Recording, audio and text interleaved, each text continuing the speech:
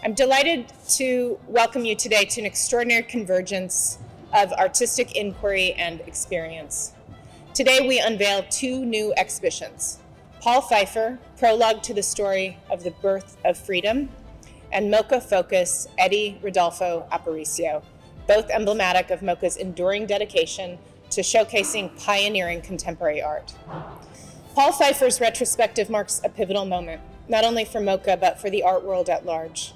The artist's work, a testament to technical and conceptual rigor, as well as to the complexities and tenacity of human faith, challenges the very fabric of mass culture and spectatorship.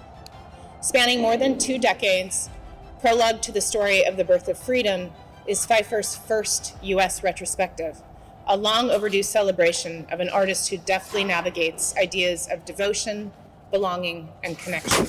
I've been following Paul's work over the last 20 years, and it's been riveting to see his work and the importance of his work from that period, from the very beginning of the late 1990s to the works that he's been working on most recently.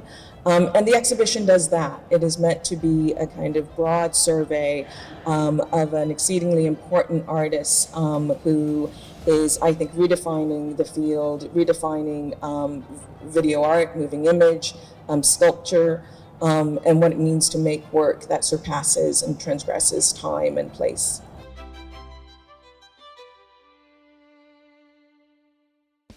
Okay, let's head inside.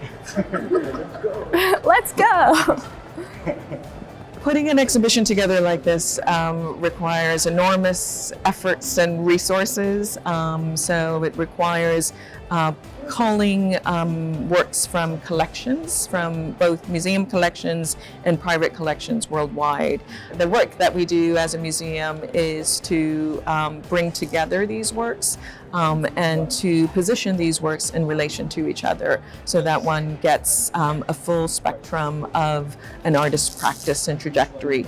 I mean, this is 25 years of work, so really what we're trying to do in this show at LA MOCA is to create a situation where people will move through very different kinds of spaces. Some are like full of sound, others are about photography, others are about sculpture. So we just passed through one room that has some of the earliest videos that I made. And so now we're in a room that is one of the earliest and only photo projects that I've done. It's called 24 Landscapes. Although it's not in the title, the found footage that I'm using in this project are all publicity shots and portraits of Marilyn Monroe. There are these two objects here, the title of which is Poltergeist. And then there's another thing under the glass box over there, the title of which is Race Riot. You know, in some ways, this room is a key to the whole exhibition in the sense that there's a purposeful mixing of things that don't seem to go together as a way to raise questions about what things mean. In this work, this stadium model, this miniature model is scaled up to imagine a 1 million-seat stadium. Paul worked with a team of fabricators in Manila who hand glued each of these seats onto this structure, creating this really impossible scene. Manny Pacquiao, you have an area which I find very, very genius, where you took out the sounds and all you can hear are the sounds of the punches, the sounds of their foot landing on the actual ring. You should watch that. I hope the public will take away a sense of the importance of imagery, particularly of media imagery, the distribution of images. I think that in this day and age, with the prevalence of our iPhones and social media, we take for granted what it means to circulate images. And I think Paul's work through very specific kind of moments in our kind of collective history, looking at the importance of sports and the collective memory that that sports history is embedded in, and how those things live in our imagination and our sense of who we are as a community, as an individual. Those moments in which we gather together. We invite your viewers to come down to the Geffen Contemporary at MOCA in Little Tokyo. It's a wonderful cavernous warehouse space to see Paul Pfeiffer Prologue to the Story of the Birth of Freedom. A lot of your art is colored by your experiences as a Filipino, but also your humanity as a Filipino. Yeah, absolutely. It's funny because, I've been an artist living in New York for 30 years. I'm lucky I've had many opportunities to show my work. I haven't really been known as a Filipino artist. In a way, it's purposeful in that I was never really interested in sort of being known as a Filipino artist per se. But I also believe that there's something so specific to the experience of living and growing up in the Philippines.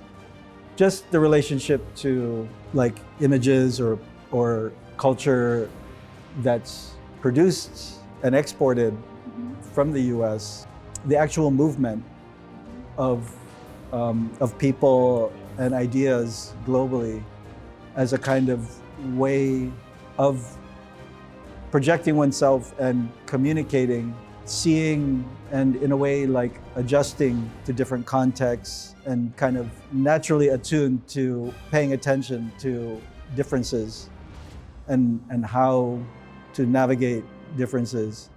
And in your exhibition now, there are different areas. One of the areas that people are drawn to, or I believe people will be drawn to, is your area with Justin Bieber, with that inspiration. In one corner is a project called Incarnator, which is ongoing and started in 2017. It's a sculpture project, it's collaborative, and it's conceptual. The concept is that I'm working with other artists who are craftsmen who have devoted their lives to a specific kind of sculpture production, making religious icons in carved wood. So I'm not making the objects myself. I'm approaching people who are, to me, like the best of the santo makers, specifically Willie Layog, santo maker in Betis, Pampanga, in the production of images that appear as a kind of crucifix or resurrection figure, life-size, but with the face and the body and tattoos of Justin Bieber. Yeah, why Justin Bieber? It started with thinking about the Santo Niño. Having grown up in the Visayas, I know that the Santo Niño is one of the most revered icons, that it also has this amazing history, as the legend goes, being the first Catholic icon to enter the Philippines in the 1500s through Magellan. Like a very powerful image that represents the kind of worldliness of a king and at the same time the innocence of a child. I also think of the Santo Niño as almost like a trickster image.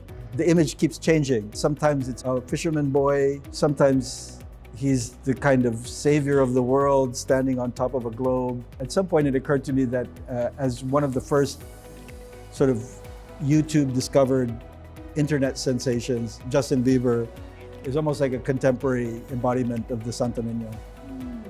That might seem like a kind of a... That's a bold statement. A bold statement. In a way, like the project that I did or that I'm still doing is meant to interact with the actual stardom of this particular person, expand on it in a way that's not meant to make fun of tradition or to make fun of Justin Bieber, but just to amplify questions that I think his own presentation in society already raises. Right. Does he know about this?